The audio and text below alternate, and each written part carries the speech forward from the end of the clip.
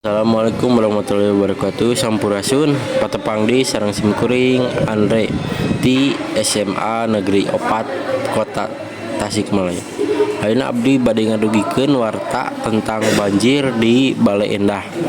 Sababaraha minggu katukang daerah Bale Endah Kabupaten Bandung teras hujan katimpa musibah hujan teraat-raat.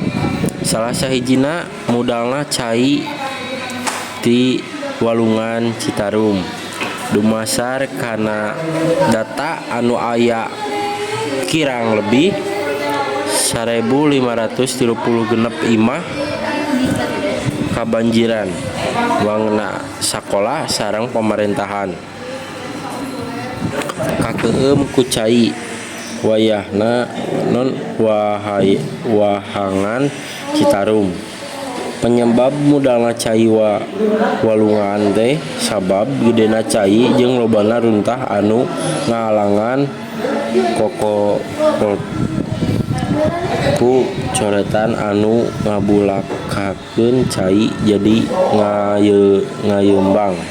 Pemerintah di daerah geus ngadata korban jiwa ka sababaraha tempat sabab dumasar kana hasil laporan ti warga masyarakat teu saeutik ayana korban jiwa anu kabawa ku banjir. Masyarakat Kota Bandung ngarasa prihatin ku ayana musibah eta. Masyarakat oge nyayangkeun terehna ngumpulkeun warga sumbangeun ka warga anu kena musibah eta. Sakitu wae warta anu tiasa simkuring dugikeun. Wassalamualaikum warahmatullahi wabarakatuh.